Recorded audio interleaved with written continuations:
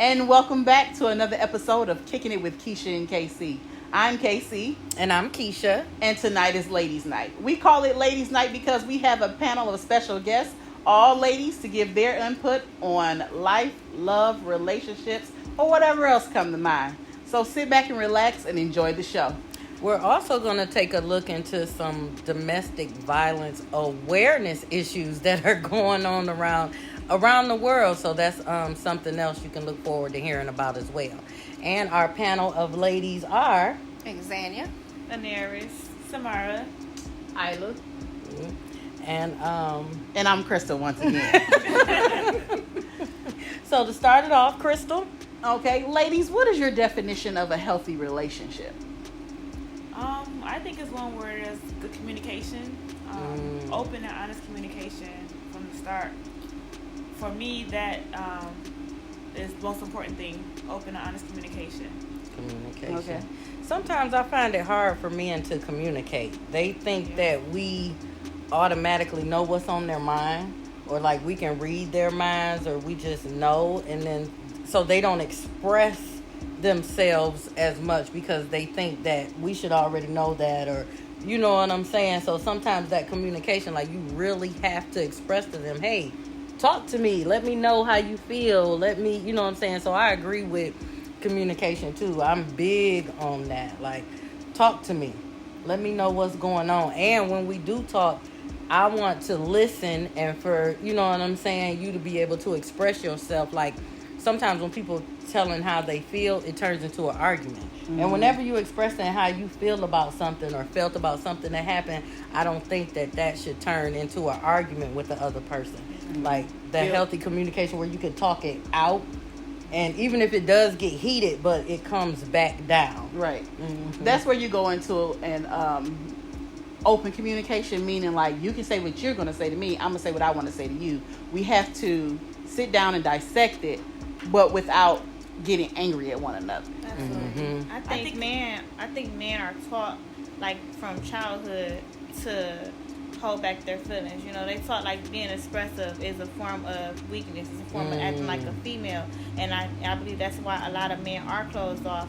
And when they do get emotional, when they do start talking, it's women, they be like, oh, you act like a girl, like, you know, you too, you know, you like, you just, I don't like that, like, you know, you express yourself too much. But it's like, what do you want? Do you want a man who's expressive, or do you want one who's closed off? Because we say, right, we want communication, but what kind of, you know, communication are we looking for? Like you said, that situation happens a lot, you know. And you're right, women sometimes what is it?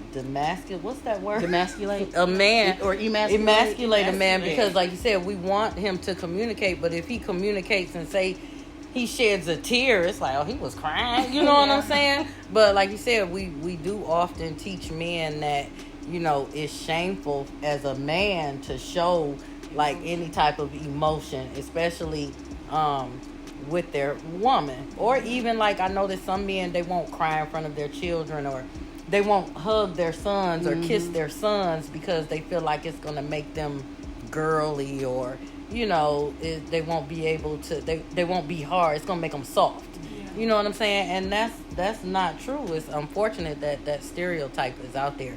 And then if you do see a man, they had a picture going around on Facebook. It was a guy, a teenage boy. He was maybe around 16 or 17. And he was laying on his father. And people were like, oh my God, he's too old to lay on his daddy like that. And the dad was like, you know how good it felt to have my son be able to lay on me and feel safe.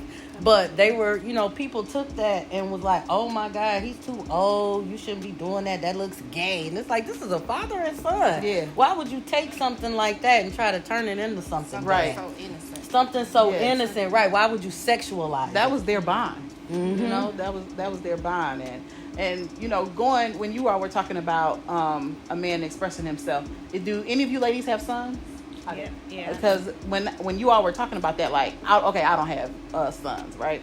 So when you all were talking about that, it just made me think, do you, after saying all of that, do you think about the way that you parent your son? Like too motherly or over motherly, or under motherly or anything like that? Yes. Like my son father, he say, I baby him. I do. No, what's babying him though? Yeah. Like stuff that he get on him about that he think is like extremely serious. Like I don't. You know, like he feel okay coming in. Like my son been washing his clothes since he was 7. Okay. You know, at his dad's house, but at home I wash his stuff. You know, and he feel, oh, you babying him because you not letting him do it. And it's like, no, I want his clothes to come out the color that they went in and not the opposite color. And then I don't want, you know, washing liquid and stuff all over. He's a boy, so it's just like, you know. Right. But I wash his clothes, but we fold them together. We put them up together. So you still teaching him some sort of responsibility within that. Yeah, but I'm like, I don't want to, you know, just speed it along. Like, I want him to stay 12 and 13, you know. Right. To be like, oh, now I can cook. Like, wait a minute. Right. You know, like, hold on. Right. Let's get through the washing process first. But Dad's and like, then, no, let him. Hey, you go in there, you cook. You go in there, you wash your clothes. You know, you clean up. I understand him showing him as a man, and I do respect that. But I don't think, you know, I'm babying him. That's it.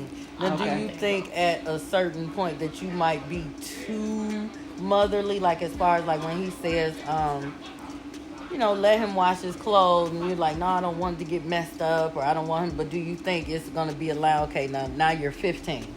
I want you to go ahead and start washing your own clothes, folding them yourself. Yeah, Is that like a certain age we done had enough practice. Okay. Like now, okay, he's 13, so I do. I bought a griddle, so he can cook on the griddle. Okay. When I'm at home, I have them let him cook eggs, you know, on the stove. But one day, even though I was upstairs, he thought he turned the eye off, and when I came halfway downstairs, all I smelled was gas. So I'm like, that red fear. flag. Right. So now we back to the basics again. So now I got to call your daddy and tell him all that extra cooking and that he thought you was ready for, you're not ready for it, because you need to make sure the eyes all the way off, or we both being here unconscious. Now, what is your definition of a healthy relationship? Friendship. You have to be friends before anything. And I do think, like right now, the issue is it's a lot of relationships, but it's not a lot of friendships. You gotta be friends. Yes. And if you're not friends, this is where the argument come in at. This is where every time I say something, it's like we're talking at each other. We can never have a one-on-one where you say what you have to say, and then I'm gonna allow you to say what, or you allow me to say what I have to say. Right. Because you don't know each other. Exactly. Okay. So if you get to know each other first, half of the things that come up in a relationship, you would know how to handle it pretty much and know how to deal with it, because you know who this person are. You know, you got a pretty good idea of the do's and the don'ts. I do, you know, I think that I had a healthy relationship with my son's father, but you know, down the line things didn't work out. Be careful, he might watch this. That's like okay. no, But that's all right. He know the truth. But we were friends before we were anything. Okay. And I mean, years of friends, and then we blossomed into this relationship, and then we got married, and then we had this kid, and then like now, even though we're not together, we still the best of friends. we still friends. Friendship That's is foundation. Just calling, hey, what's going on? And if y'all weren't friends You know. first, like yeah, so I don't many even think relationships, that we would have even break up. It wouldn't even went can't anywhere. get along. It wouldn't have went nowhere. Right. So I do think, like, to me, besides communication, but friendship, you got to be friends first. Okay. But even with friendship, I think it's important to do the work. You know, and do the work, not even saying like together. Sometimes you got to do the work individually, and then bring what y'all learn, you know, maybe therapy or something like that, and bring what y'all learn together to work through y'all issues, because friendships have problems too, you know. And so if you working on like the individual problems that you have within yourself, you can also be able to learn how to work through your relationship as well. A lot of people don't work on themselves, and they jump into these relationships, and then they get to blaming the other person for problems that they may have created because they didn't work on themselves. But if y'all both agree to work on yourselves as an individual, and then together as a unit, I think makes a healthy relationship. Yeah, because some people look for the other person to make them happy, but if you're not happy with yourself, then nobody's going to be able to make you happy. That's an issue I was having, with issues he had growing up that he wasn't able to shake. You know what I'm saying? So that's true. And that goes back into what Anera said with just how women or some people raise their sons, you know what I'm saying? And then sometimes they don't know how to deal with women. I just want to piggyback off of what Casey was talking about. Like, is there a point where you cut it off and what is doing too much? But I've been on both ends. I don't have any kids, but I dated a guy who kind of just really didn't know how to do much for himself, and I dated a guy who had everything together. And so, just the simple stuff like, oh my God, he got real pots and pans, and just the things that you wouldn't even think about. I walk into the house and I'm like, oh my God, like this is a person that can be self-sufficient, and I don't have to be like, did you do this, did you do that? I can still work on me. He working on him. We come together. We cook good together. It's just like, it's a synergy. Somebody that's already kind of established. And he was raised by his mom, a single mom, but she was able to teach him, okay, you do this for yourself, you do that for yourself, and then he's a contributing citizen to society. And it's not like you gotta come in and do everything for the person, and it's just it just works much better. When I think of healthy relationships, I always say a relationship is like y'all a team. So therefore, if you're not right, the team not gonna be right. And it's important that everybody think, okay, you're in a relationship, it's cute, you take care of your man and he taking care of you, but at times people get lost in one another.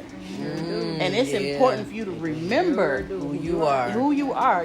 Because you can get lost, and then you see it all the time. People, they get married and be married for years, and then they separate, and then somebody come out of that relationship lost. Like, what am I doing? Like, here I am. I'm 50 years old. I'm 40 years old, and I forgot who I was and how to do this, how to do that, and do this on my own and everything like that. But it's important for you to remember who you are. Because if you're not right, the team not going to be right. And some women, they kind of stop living and live for the man, and it's all about him, all about what he wants, what he needs, and then they forget about, well, damn, I need things too.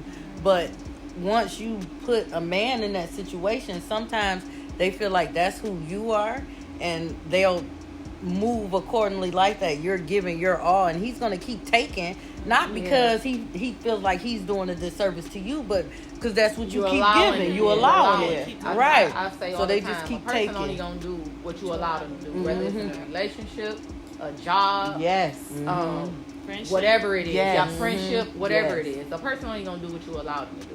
And if you keep allowing the person to do it, they're going to keep on doing it.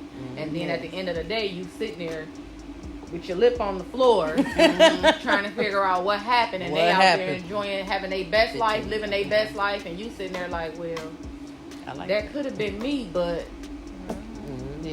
I lost myself. I was that person, so I know how it feels to lose yourself inside somebody and have to come out and find yourself all over again and realize who you was and what you used to and what you used to doing and what you used to not doing without going crazy. So it's easy to fall into that, and then like you said, once you're out of it, it's like, who am I? What do I do? It becomes a normal routine, and you just going with it until you just hit that wall. Like, wait a minute, I don't think this is it. Yeah, I don't think this is it. I don't think this is it. And you know what? Through it all, also remember, try to be strong enough to rescue yourself as well. That's true. That's true.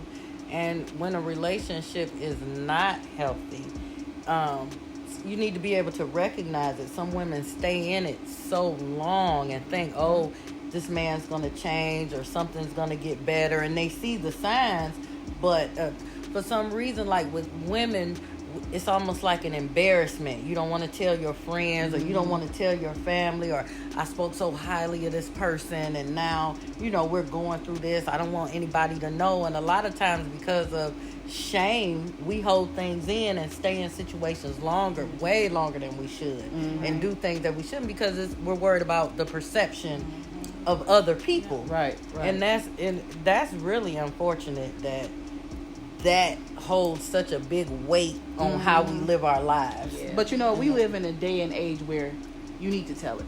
Because think about it, our grandparents, they didn't tell it, and things happened to them, and they just always kept it a secret. But it needs to be told because somebody out there that's listening to your story needs to know, I'm not the only one. I'm not the only one. And it's okay to leave. And it's okay to leave. Yeah. And sometimes that fear, men, they have you thinking that you need them financially. You know what I'm saying? Mentally, physically. Nobody's going to want you. You done had, 3 of my babies or something like that. Just anything. Or nobody's going to want you. You can't cook. Or just anything to degrade you. And then we'll stay in those situations. But see, sometimes it's easier said than done.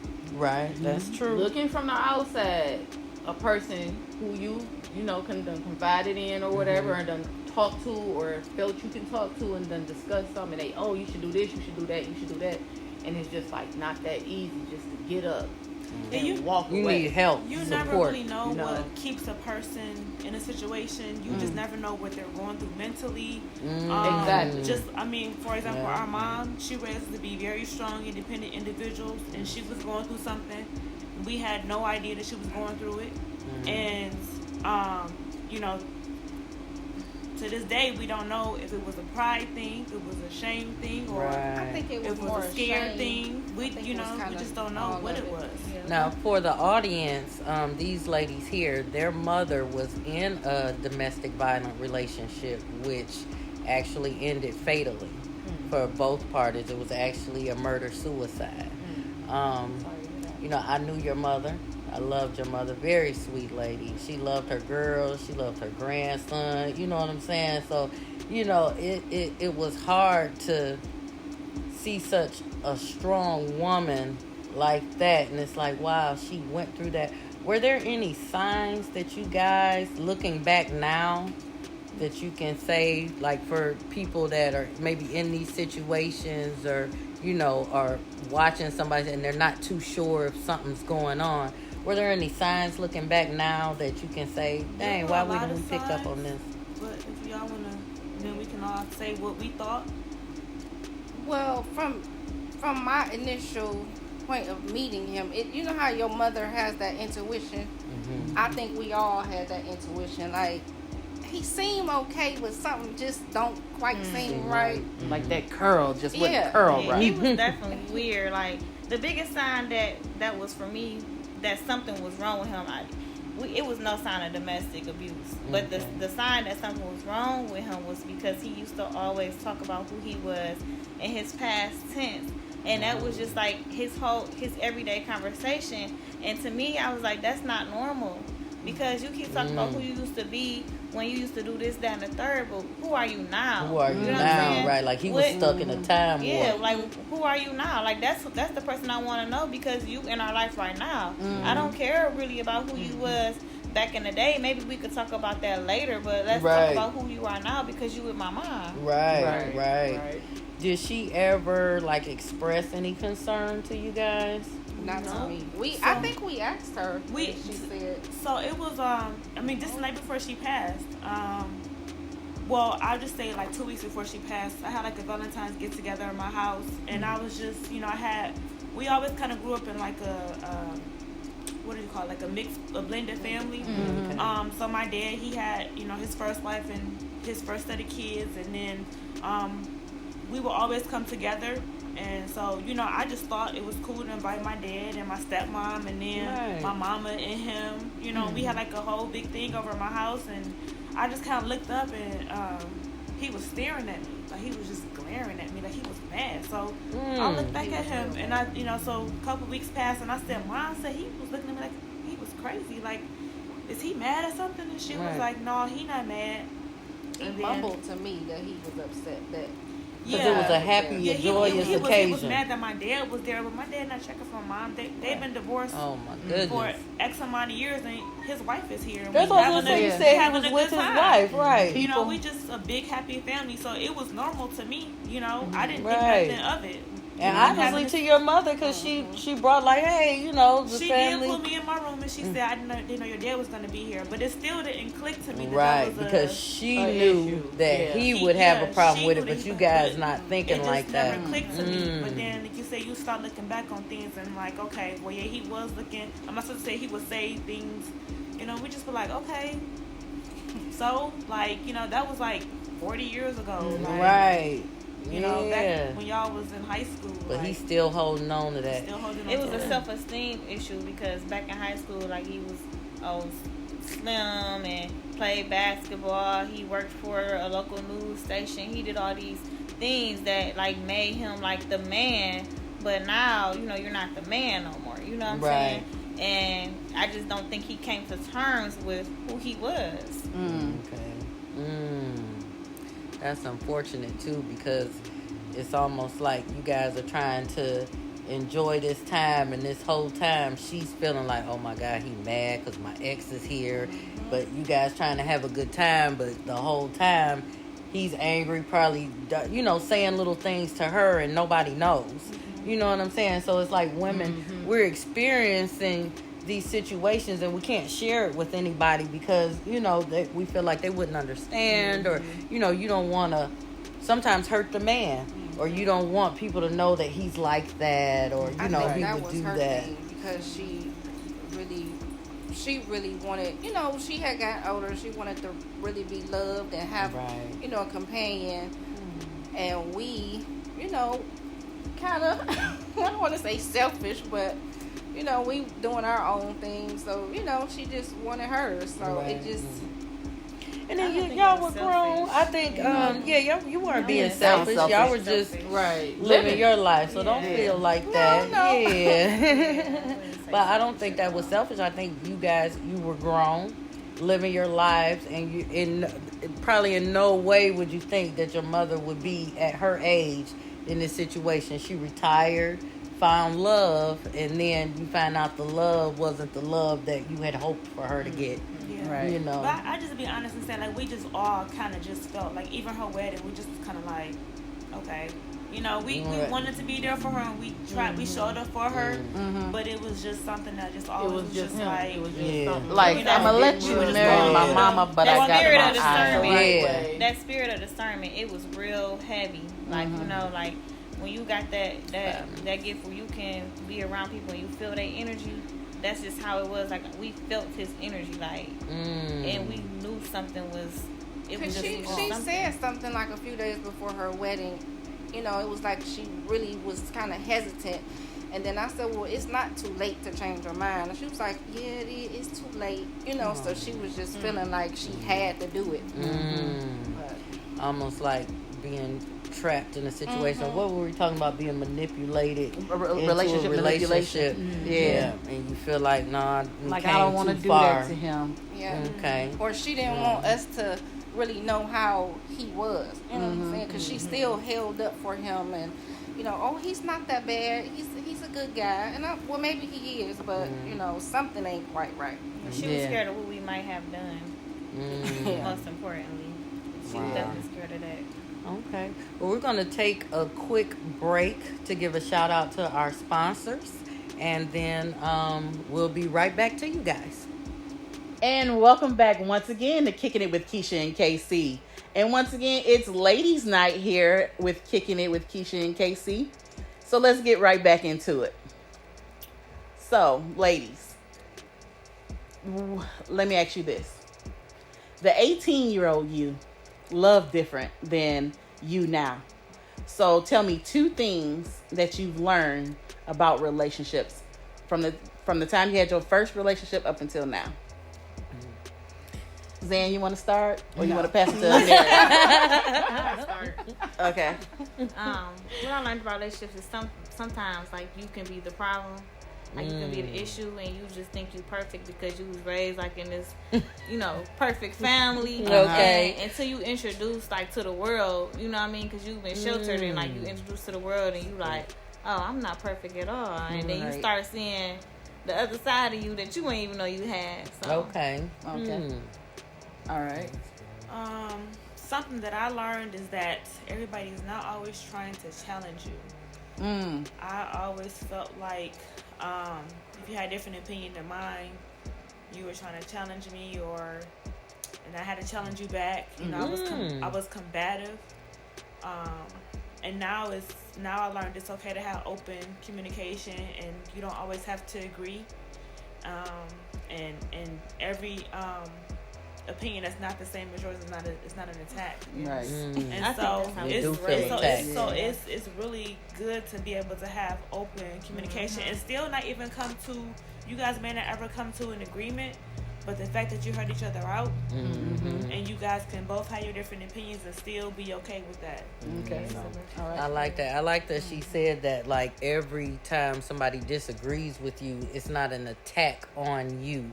We tend to think that somebody else disagreeing with what you said, oh, they don't like me, or they attacking me, or this, and instead of just saying they have a difference of opinion or they see things differently, something like that. So I like that. Okay.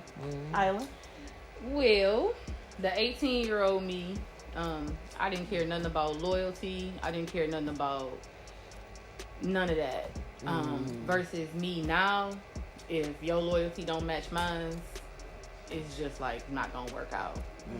You gotta, if we not on the same page, you at least gotta be right here. You gotta be able to meet me, so when we do get on the same page, we can make it there. But to me, that was one of the biggest things that I learned so far.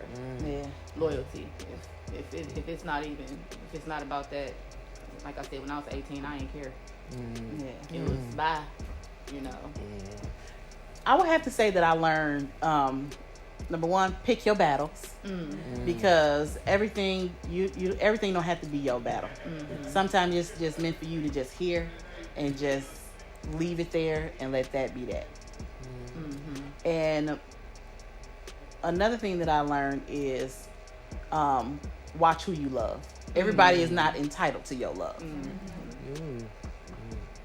I can agree. Good. Yeah, that's a good one. Yeah, I can agree with that.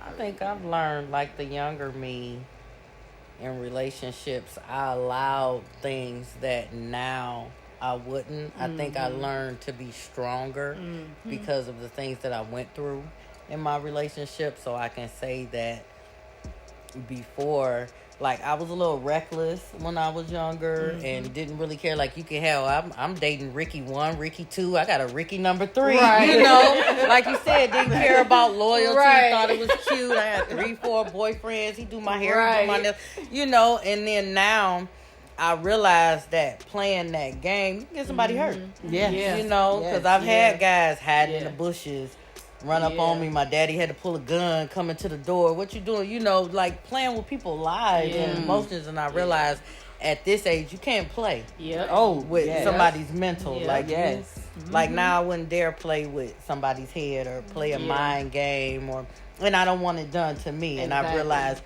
don't do things to people that you don't want done to you. And it's crazy because sometimes you don't even realize what you're doing to somebody, and if they don't say anything, it'll just keep going. It's a cycle. You know what I'm saying? Then if they don't know that they're hurting you, sometimes you'll think they gotta know that this is hurting me, but if you never say anything, they think, oh, she tough as nails. Right. She can take this. Right. It's like, no. So you have to, I learned to be verbal, to communicate how I'm feeling, because otherwise, he can't read my mind. He doesn't know what I'm thinking. So I have to say it. I have to put it out there. And even if it's not going to be good or what they want to hear, sometimes the truth hurts. And then, and I want somebody to be honest and truthful with me so that I can make my opinion based off the truth instead of a lie. So just maturity, growing up. Yeah, I think mine would be being, because I used to be kind of passive It's out the window. Yeah, that was me. I'm definitely speaking up, communicating more. So I think that's what my thing would be. A lot of things that I allowed a man to do in relationships, I wouldn't allow now. Oh, no. like, out of here. Yeah, that's why I said the new, not the new, but just the me mature, version. right? The older, me, the mature me is not buying it. So versus back then, it was like he said, Ricky Bobby. Like so it was whatever. And I think something else I learned. Not from my experience, probably because I treat everybody how they treat me, or at least I try to. But what I've noticed is, the current one shouldn't have to pay for what the previous one did. Yeah. That's hard sometimes though, because the previous one puts your guard up. You know what I'm saying? And then it takes your trust somewhere. And it's easy to say, well, I don't want to take him through this because of what he did. But at the same time, you move a little cautiously. Yeah. That was my biggest thing. I prayed not to be bitter. Through everything that I've been through, I prayed, Lord, please don't let me be bitter going into any other situation, because that bitterness can carry on into everything else that you do in life.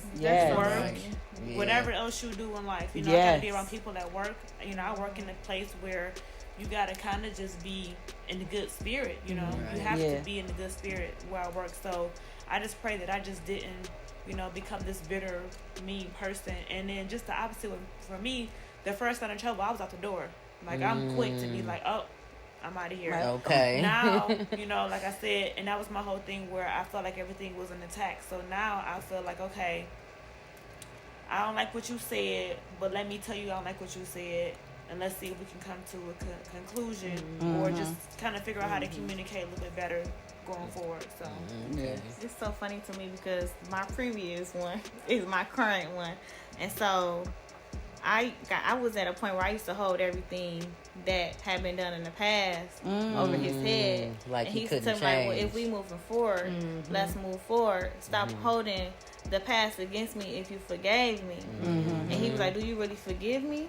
Right. And I was like, well, yeah. He was like, you can't. Because everything that I used to do, you keep bringing it up, and we in a good space.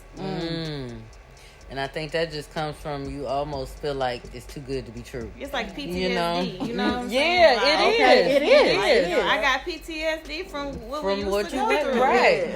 Like they said, it was a news article. They said Detroit is suffering from PTSD from all the violence that we're living through and everything that's going on. They say Detroiters behave like we have PTSD.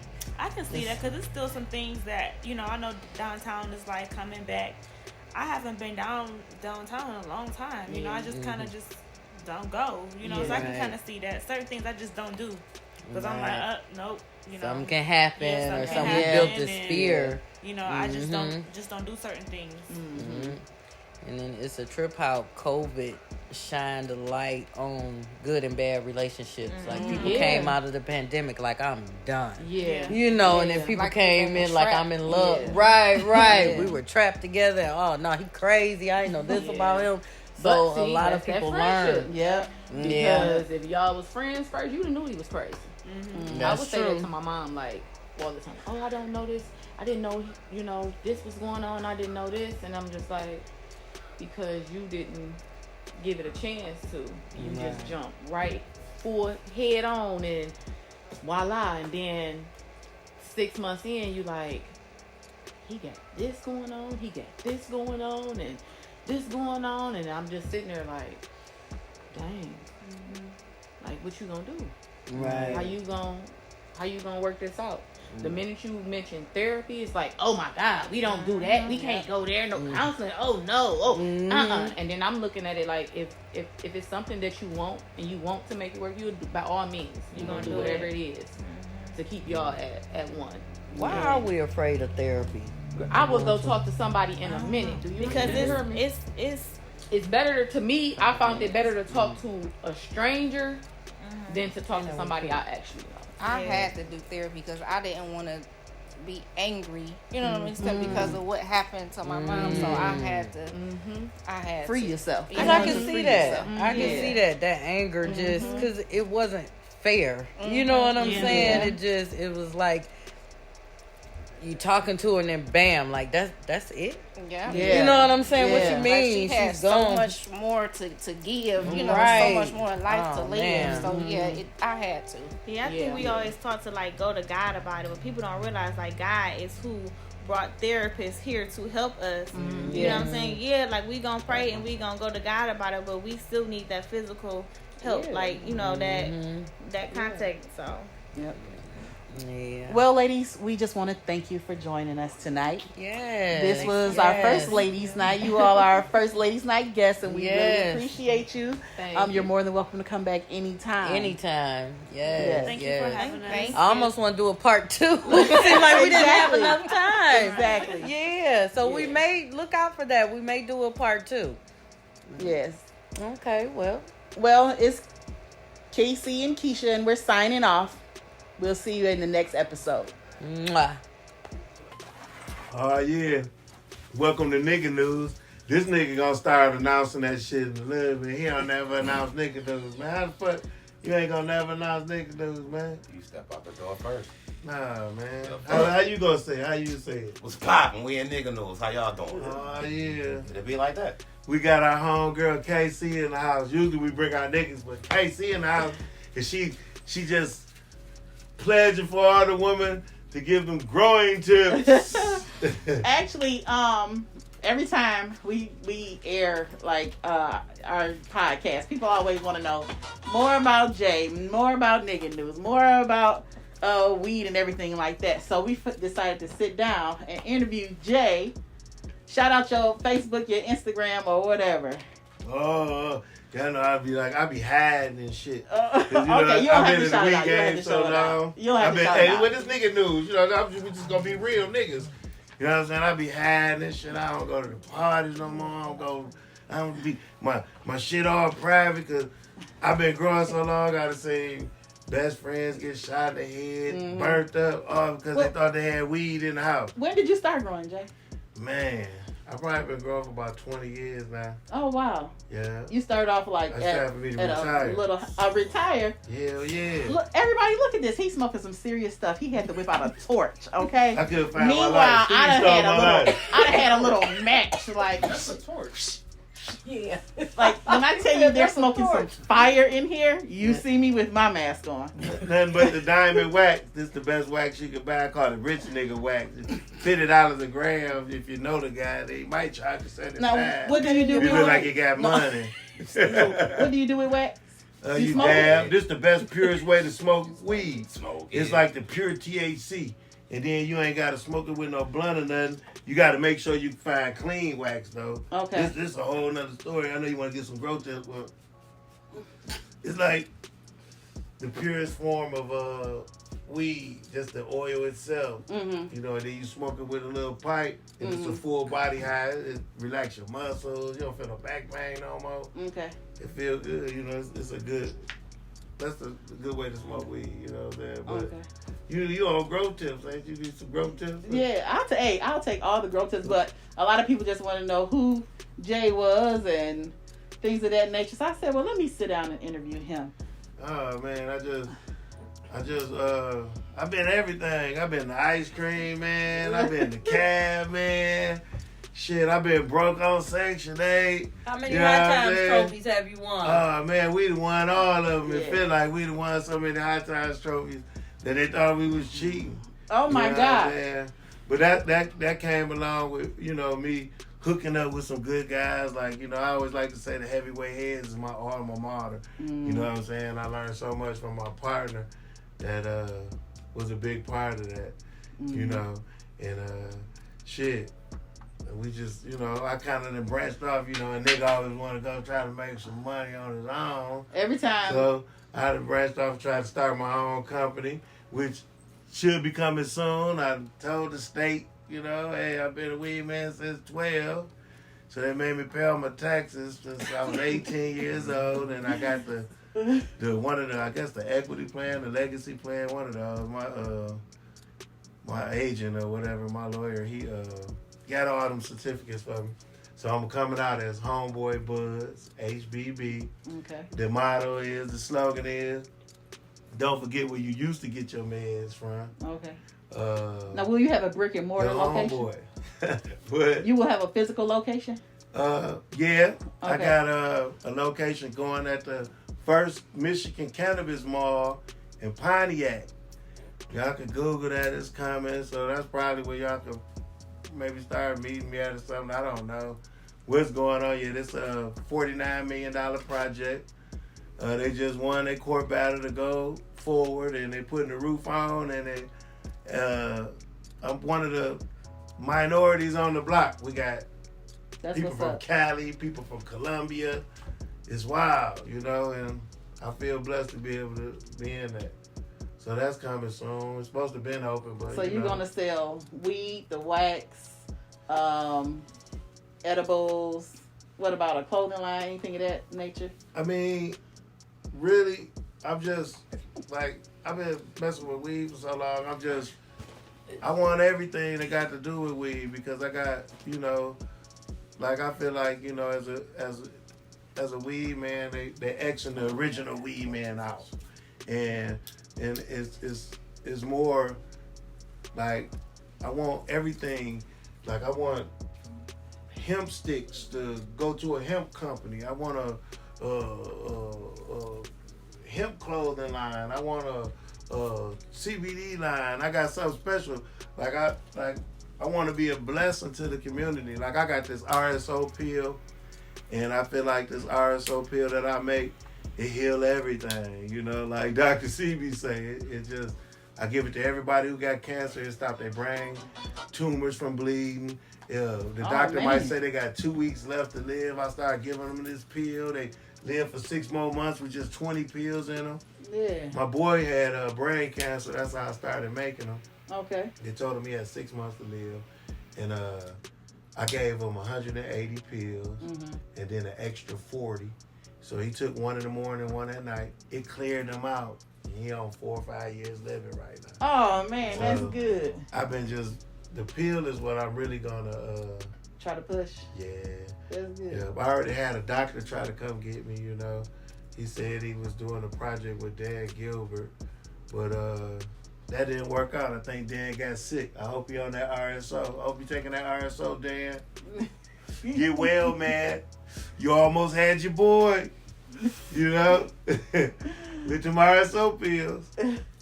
But, I mean, tips on growing. Tell everybody to learn how to pH their water. You said pH your water, just like you would pH your body. Right. That level is important. Right. A plant is a species. So the first thing you should learn about growing a plant is how to feed it. Just like you learn how to feed your kids, you want them to get all the calcium, the magnesium, the shit. What else, Steve? You ain't even saying shit, buddy. Yeah, Steve over there on quiet. Protein, supposed to be my entree, starch. You know what I'm saying? But Well, you said put starch in it? no, what I'm saying, Oh. like a meal. You want to Okay. make sure that you feed the plant the entire meal. So make sure you know the meal plan, make sure you know the numbers, and make sure you know what you're feeding your plant. Okay. It's just research. Right. Okay. And I always remember, like, when somebody make a nutrients line, the engineers made it for that line. So don't mix it up. Because think about it. If I was an engineer, I'd be like, man, the motherfuckers try to put that bottle over there from that other company. I'm gonna make sure fuck everything up. You know what I'm saying? Like, that's how, you know, you gotta look at stuff. You know, a lot of It's people are like, brands. oh, I mixed this. It's kind of like brands. Just So therefore, find you your wanna make sure nutrients you line go and with the run whole it. line. Find your nutrients line and run it. You know, master it. That's pretty cool. Well, before we go, let's give them a little nigga news. What's going on in nigga news this week? Somebody out there fucking up. It's been a couple. Yeah. It's couple. You Yeah. know. I was tripping out on the one road rage thing when the dude who had the little neck brace across his shit. In Livonia. Yeah, and he tried to get into an altercation with my man from a couple of lights back and tried to film it. And right when it didn't go the way he wanted it to, he said, man, if I had my gun, that's when that shit got real on him. The old boy was like, what? So he pulled up and cut him off. And when he cut him off, he jumped out the car. Everybody tripping on him like, yo, he was wrong. No, he felt threatened. Shit, talking about if you had your heater. Fuck you need your heater for? Oh, I have my kids in the background. Your kids should know better. Shit, I'm gonna set daddy as an example. This is what the fuck happened when you talk that dumb shit. Yeah. Oh, I just had my wife call the cops and I filmed it. For real? Well, bitch, you should have said cut, motherfucker, because it was action on your ass. Let's get the hell out of here. Bow, That's what he should catching have these said. bitches, nigga, like, hold on, stunt guy, call in Colt Severs or Super Dave or something. Nah, nigga, you call all these hands, TD Jakes, nigga, catch these hands. Terrible. Road rage, a motherfucker. Yeah, I think that. Yeah, road rage on the way here. People who swerving. I can't stand people who can't color. If you can't color, stay the fuck off the road. Stay between the lines. We tired of you plastic car chargers with the truck motor in your car. Everybody really heavy just think they racers. Now, that's what it is. Like we getting old. Niggas like chill on the freeway. Like, you know, like to me when y'all niggas be running through that motherfucking line, I be like, them niggas ain't got no money. Because if you got a 20 pack on you in your pocket or something, you sure like gonna be speed because the police gonna take that shit and ask you where you get 20,000 from. So I be like, that nigga ain't got 20,000. That nigga ain't got 20,000. He ain't even got 10. We do that all day. Like he got that nice car, he ain't got 10 in his pocket. Look at him. Flying with the motherfucking enemy. What's that shit they call it? The devil, the demon hawk? Oh, the demon. Hey, what the fuck? It has a Hemi, Dr. Z. All the motherfuckers. I remember I had a buddy, man, Smiley, and they used to steal trucks and put the truck motor in a cutlass. So I understand, but damn. Shit. Slow down on the freeway. Niggas getting old. We trying to relax, smoke a blunt on that motherfucker, get to work. Yo, what happened to what? Hey, Dude tried to do the shit for the weed and got fucked up. Oh, yeah, the 3-5, the guy that man.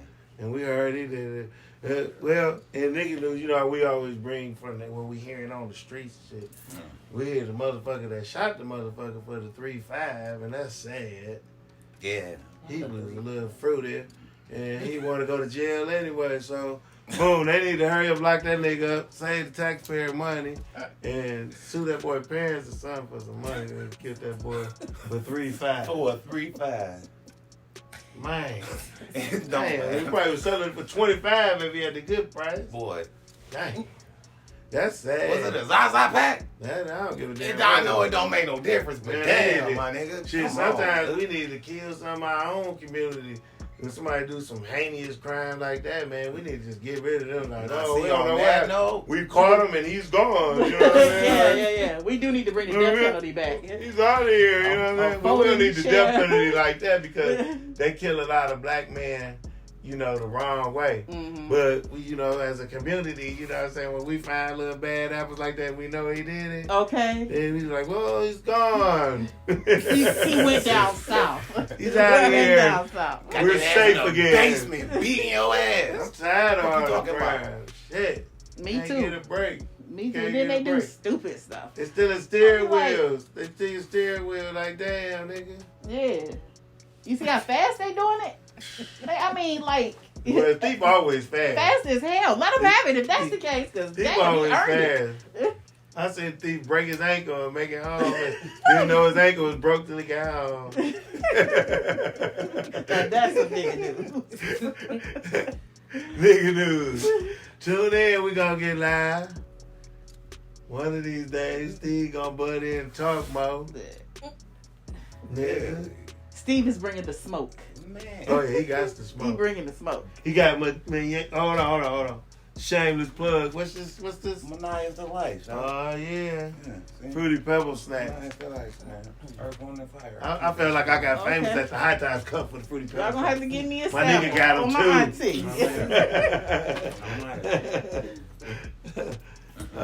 Shit. Well, all right, gentlemen. I thank you for letting me interview you. People wanted to know more about who Jay was and Steve and what Nigga News was about. Man, well, we appreciate it. I think y'all be wanting to give y'all hugs because you know what I like about you and Keisha? What?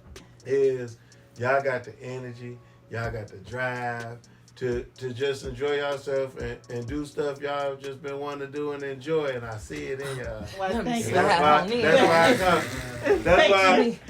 Here comes my sidekick. Go on. That's why I show up, and you know, and I'm gonna try to help out as much as I can. You know, as far as I help, you know, with a couple dollars. I know ain't shit free. A real nigga know that. But that's what I admire about we y'all. need I'm more like, sponsors. everybody talk about shit, but don't do it. The Yeah. energy You know, and vibe is great. Boom. Yes. Y'all like, let's roll out. Yeah. You know? I love you And that's guys. sweet. Yeah, y'all gonna show up whether guests come or not. We appreciate it. Oh man, I'm a support It's all regardless. Like man, I you know, when I get my money where I need it, you know, shit, I'm gonna bring celebrities on here. We gonna pay them. Okay, that's cool. Come on our show. And I will, and then I'll turn into Oprah and I'll be slide over. We Slide try to over. bring one of them guys. Right. We let y'all bring one of them muscle guys. Y'all like after we bring some girl, we like it's Okay, cool. Well, we're gonna wrap things up with nigga news. I'm Casey. This I'm is Keisha, Jay, and Steve, and we'll be back.